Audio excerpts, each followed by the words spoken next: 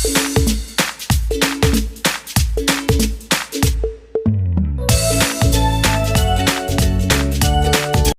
Start करते हैं मोल से रिलेटेड कुछ कन्वर्जन्स। लाइक अगर आपको क्वेश्चन में मास दिया है, how can we calculate mole.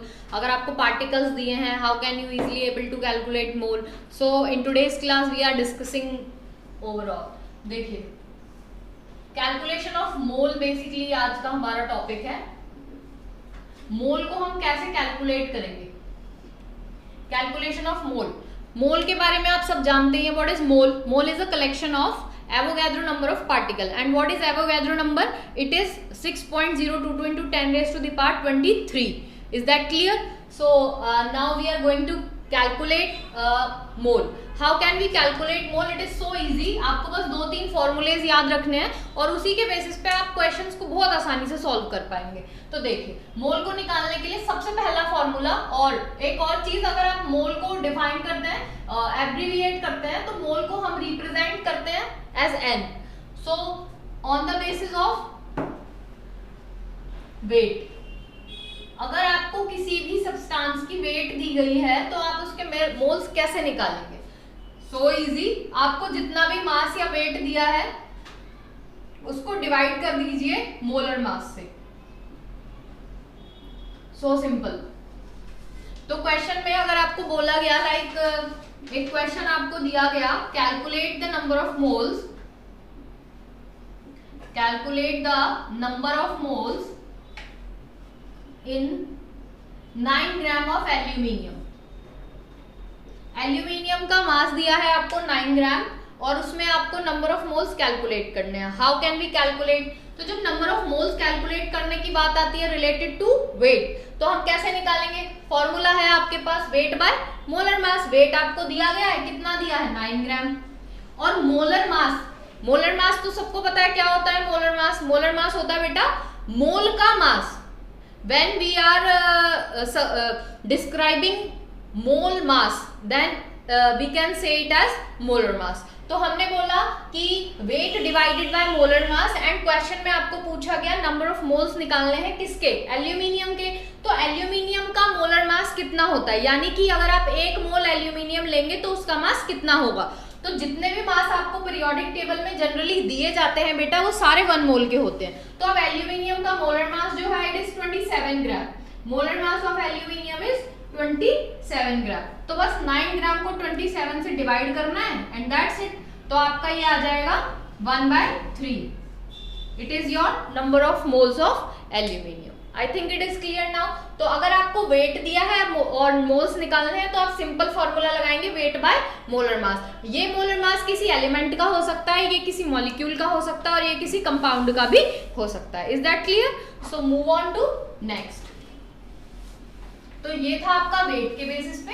Next हम बात करेंगे on the basis of particles. देखिए, on the basis of number of particles, अगर आपको पार्टिकल्स दिए हैं और आपको मोल्स निकालने हैं तो आप कैसे निकालेंगे? देखिए, जनरली आपको वेट दिया है, मोल निकालना है, पार्टिकल्स दिए हैं, मोल निकालना है। तो what is the requirement of mole? Mole क्यों निकालना है? क्योंकि आपका जो मोल है इट इज बेसिक फंडा, वो आपका एक बेसिक कंसेप्ट है। जब तक आप किसी भी सब्सटेंस में मोल्स कैलकुलेट नहीं करते हैं तब तक आप उसके पार्टिकल्स तक नहीं जा सकते। सो मोल एक बेसिक, आप बोल सकते हैं बेसिक कंसेप्ट है किसी भी सब्सटेंस में पार्टिकल्स को डिटरमाइन करने के लिए। तो अगर आपको पार्टिकल्स दिए हैं और मोल्स निकालने हैं तो हम कैसे निकालेंगे? इसको निकालने के लिए आपको क्या करना है, जितने भी पार्टिकल्स आपको क्वेश्चन में सब्सटेंस के दिए गए हैं वो आप लिखिए और उसको डिवाइड कर देना है किससे? एवोगैड्रो नंबर से। 6.022 into 10 raised to the power 23। तो ये आपके आ जाएंगे नंबर ऑफ पार्टिकल्स। अब जैसे सपोज दैट क्वेश्चन में आपको दिया गया है calculate the number of moles, calculate the number of moles of 12.044 into 10 raised to the power 23 gram of aluminium.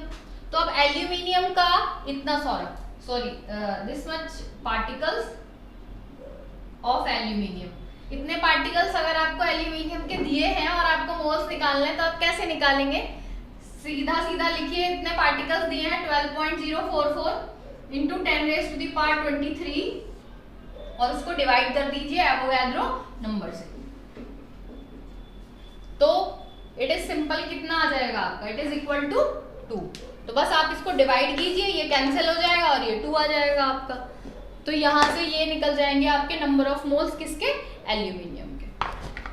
Next, तो अब हमने 2 पढ़ लिए। अगर आपको वेट दिया है मोल्स निकालना है तो आप कैसे निकालोगे, अगर आपको पार्टिकल्स दिए हैं मोल्स निकालना है तो आप कैसे निकालोगे। अब हम तीसरे कंसेप्ट पे आते हैं। अगर आपको वॉल्यूम दिया है और मोल्स निकालने हैं तो आप उसको कैसे सॉल्व करेंगे। देखिए, अगर आपको वॉल्यूम दिया है तो आप क्या करेंगे, वॉल्यूम ऑफ गैस, जो भी गैस है उसका वॉल्यूम रखिए एट एनटीपी और एसटीपी। ये मैं पहले भी मेंशन कर चुकी हूँ दैट व्हाट इज एनटीपी और व्हाट इज एसटीपी।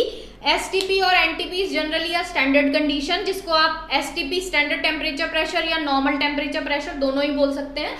तो वॉल्यूम ऑफ गैस, अगर आपको किसी भी गैस का वॉल्यूम दिया गया है और आपको बोला जाए कि मोल्स निकालिए, तो आप उस केस में मोल्स तभी निकाल सकते हैं जब वो वॉल्यूम आपको स्टैंडर्ड कंडीशन में दिया गया हो। अगर वॉल्यूम स्टैंडर्ड कंडीशंस में नहीं है तो उस केस में ये फॉर्मूला आपका एलिजिबल नहीं होगा, एप्लीकेबल नहीं होगा। तो आपको ये ध्यान रखना है कि जो भी वॉल्यूम दिया जाए it must be present at STP, और सिंपली आपको उसे किससे डिवाइड कर देना है, 22.4 लीटर से। तो दैट्स इट, यहाँ से आपके ये मोल्स निकल के आ जाएंगे। ये 22.4 लीटर ही क्यों हमने लिया, क्योंकि हमें ये पता है एट एसटीपी जो जनरल गैस का वॉल्यूम होता है वो कितना होता है 22.4, या फिर रिसेंटली इसको चेंज भी कर दिया गया है, अब इसको 22.7 लीटर लिया जाता है। लेकिन क्वेश्चंस में अब भी हम 22.4 ही लेके चलते हैं। बाकी अगर आप 22.7 लोगे तो भी कोई प्रॉब्लम नहीं है। तो इसी से रिलेटेड कुछ क्वेश्चन सॉल्व करते हैं। देखिए,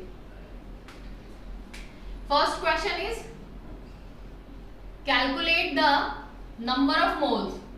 अब जितने भी क्वेश्चंस होंगे उन सब में आपको मोल्स ही निकालने हैं, बस कंसेप्ट चेंज होगा, कभी आपको ग्राम के बेसिस पे, कभी वॉल्यूम के बेसिस पे, इस तरह से क्वेश्चंस चेंज होते रहेंगे। जैसे सबसे पहले भी हमने वॉल्यूम से रिलेट करके किया, तो आपको एक क्वेश्चन दिया है 44.8 लीटर ऑफ कार्बन डाइऑक्साइड।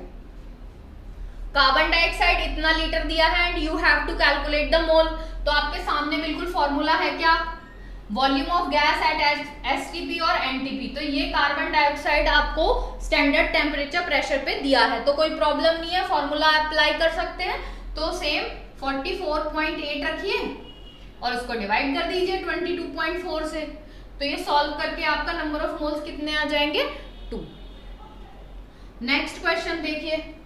अब सेकेंड क्वेश्चन में आपको बोला गया है 6.022 into 10⁻23 molecules of oxygen. Molecules of oxygen, इतने मॉलिक्यूल्स आपके ऑक्सीजन के हैं और आपको बोला गया है मोल्स निकालने हैं। तो इससे पहले हमने एक फॉर्मूला पढ़ा था, जब भी पार्टिकल्स से रिलेटेड मोल्स निकालने हो तो पार्टिकल्स आपके एटम हो सकते हैं, आयन हो सकते हैं, मॉलिक्यूल हो सकते हैं, एंटिटीज हो सकते हैं, कुछ भी हो सकते हैं। मॉलिक्यूल्स और atom, particles, entities, they are are basic unit, मतलब ये कहीं ना कहीं एक बेसिक यूनिट को डिफाइन करता है। तो इन सबको हम एक ही क्राइटेरिया या एक ही कैटेगरी में लेके चलते हैं। तो यहाँ पे बोला गया इतने मॉलिक्यूल्स ऑक्सीजन के हैं और हमें मोल्स निकालना है, तो हम क्या करेंगे, इसको एवोगाड्रो नंबर से डिवाइड कर दो, divided by 6.022 into 10⁻23। So moles कितने आ जाएंगे आपके, 1। तो ये बहुत ही बेटा बहुत ही इजी क्वेश्चंस जो मैं आपको करा रही हूँ, बहुत ही इजी क्वेश्चंस है, मतलब ये बेसिक है। ये इनिशियली स्टेज में मैं आपको काफी इजी क्वेश्चंस करा रही हूँ ताकि आपको इजीली समझ में आए। आगे जाके थोड़ा लेवल चेंज होगा हमारा, तो आप इजीली तब उनको कर पाओगे। सो नेक्स्ट क्वेश्चन देखिए।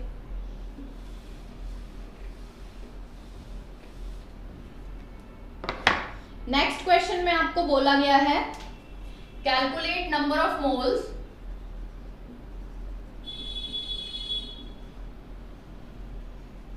किसमें निकालना है, इन 392 ग्राम ऑफ सल्फ्यूरिक एसिड। अब नंबर ऑफ मोल्स निकालने हैं 392 ग्राम सल्फ्यूरिक एसिड में। हाउ कैन वी कैलकुलेट, ये आपको क्या दे दिया गया, सल्फ्यूरिक एसिड का वेट दे दिया गया है। सल्फ्यूरिक एसिड का फॉर्मूला क्या होता है बेटा, H2SO4। तो सबसे पहले हम फॉर्मूला लगाएंगे number of moles is equals to weight divided by molar mass. Is that clear? अब देखिए वेट क्या है आपका, इट इज 392 ग्राम। और अब हमें क्या रखना है, हमें रखना है मोलर मास। मोलर मास हम रखेंगे कैसे, देखो H2SO4 है आपका, इस H2SO4 में इसका मोलर मास निकालने के लिए हम क्या करेंगे, हर एलिमेंट का मास लेंगे और जितने एलिमेंट है उसको उसके साथ मल्टीप्लाई करके ऐड करते चले जाएंगे। तो देखिए हाइड्रोजन का मास कितना है 1 और इसको मल्टीप्लाई कर देते हैं 2 से, क्योंकि हाइड्रोजन कितने हैं 2। इसके बाद आता है सल्फर, सल्फर का मास जो है वो 32 और सल्फर कितनी क्वांटिटी में है 1 × 1 प्लस ऑक्सीजन कितना होता है 16 multiplied by 4, so it comes out to be 98 gram. तो अब H2SO4 का मास हम निकाल चुके हैं। देखो बेटा हाइड्रोजन का जो 1 है it is 1 gram, this is 32 gram and this is 16 ग्राम। ये सब मैंने ग्राम में ही लिया है क्योंकि यहाँ पे बात मोलर मास की जा रही है, एक मॉलिक्यूल के मास की बात नहीं की जा रही है। तो सारे मासेस हमें ग्राम में ही लेने पड़ेंगे क्योंकि we are discussing molar mass. तो सब जब आप सबका ग्राम में लोगे तो फाइनली ग्राम में ही आएगा। अब आप देखो वेट आपको इतना ग्राम दे दिया, मोलर मास आप ऑलरेडी 98 ग्राम निकाल ही चुके हो। You can easily divide and calculate the number of moles. I think it is clear. देखते हैं नेक्स्ट क्वेश्चन अपना। इसके बाद नेक्स्ट आपको बोला गया है 7.9 milligram of calcium. 7.9 milligram of calcium, इसमें भी आपको मोल्स निकालने हैं सेम। अब इसमें भी मोल्स निकालने हैं तो कैसे निकालेंगे, milligram, this is also weight, इसको आप ग्राम में कन्वर्ट कर लो। 1 मिलीग्राम में कितने ग्राम होते हैं, फटाफट बताओ कितने होते हैं, 10⁻³ तो हम इसको कैसे निकालेंगे, नंबर ऑफ मोल्स निकालने के लिए आप फॉर्मूला सेम ही लगाएंगे, वेट बाय मोलर मास। अब वेट कितना है 7.9 मिलीग्राम, तो पहले हम इसको ग्राम में कन्वर्ट करेंगे और हम इसको लिखेंगे 7.9 × 10⁻³ ग्राम, लिख सकते हैं। इसके बाद molar mass of calcium, calcium का मोलर मास आप ऑलरेडी पीरियोडिक टेबल में से देख सकते हो कितना होता है बेटा 40 gram. So now you can easily solve and calculate the number of moles. तो इस तरह के कुछ छोटे छोटे क्वेश्चंस होते हैं जो मोल्स से रिलेट करते हैं। आगे जाके आप जब स्टोइकियोमेट्री से रिलेटेड क्वेश्चंस करेंगे, आगे आप लिमिटिंग एंड एक्सेस रिएजेंट को डिस्कस करेंगे, तो वहां पे आपको मोल्स जो है बहुत ज्यादा यूज होने वाला है। तो यहाँ से आपको मोल, हाउ कैन वी कैलकुलेट मोल, ये बहुत ज्यादा इंपॉर्टेंट है और ये आपको हर जगह काम आने वाला है। तो बेटा इसको बहुत ध्यान से पढ़ो, बहुत ध्यान से समझो हम इसको कैसे कैलकुलेट करते हैं, ये आपके लिए बहुत ज्यादा जरूरी है।